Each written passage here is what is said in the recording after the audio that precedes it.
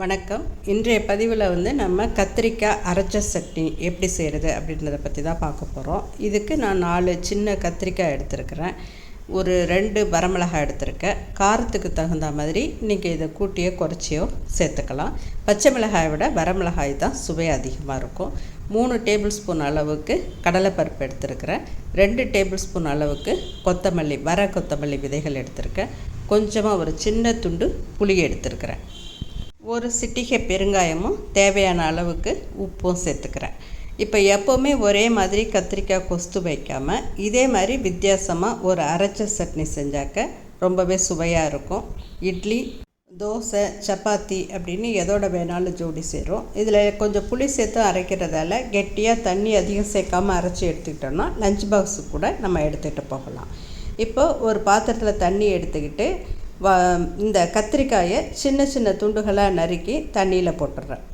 நம்ம மற்ற பொருட்களை வறுத்து எடுக்கிற வரைக்கும் இது தண்ணியிலையே இருக்கலாம். பாருங்கள், இந்த மாதிரி சின்ன சின்ன துண்டுகளாக நறுக்கி தண்ணியில் போட்டு நம்ம வறுக்கிற வரைக்கும் தண்ணியிலையே இது இருக்கலாம். ஒரு வாணலில் அடுப்பில் வச்சு காஞ்சதும் கொஞ்சமாக ஒரு அரை டீஸ்பூன் அளவுக்கு எண்ணெய் விட்டால் போதுமானது. எண்ணெய் அதிகம் தேவைப்படாது.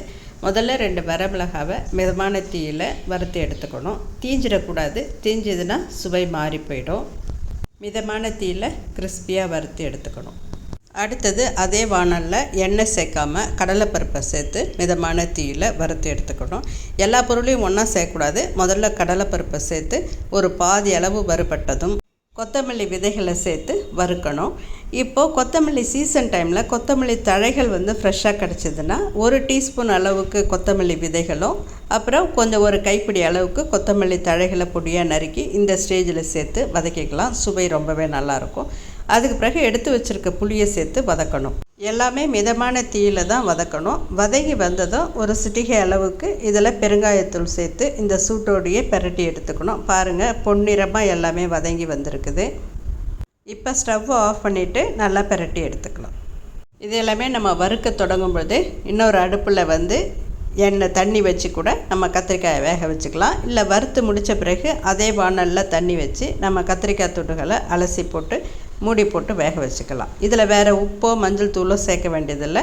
சும்மா வேக வச்சு எடுத்துட்டோன்னா போதும். பாருங்கள், கத்திரிக்காய் நல்லா வெந்து வந்திருக்கு. இந்த சமயத்தில் நம்ம அடுப்பை ஆஃப் பண்ணிவிட்டு வெந்த கத்திரிக்காய்களை ஒரு பிளேட்டுக்கு மாற்றி வச்சுக்கலாம். இந்த மாதிரி வறுத்த பொருட்கள் எல்லாத்தையுமே ஒரு பிளேட்டுக்கு மாற்றி நல்லா ஆற வச்சிடணும்.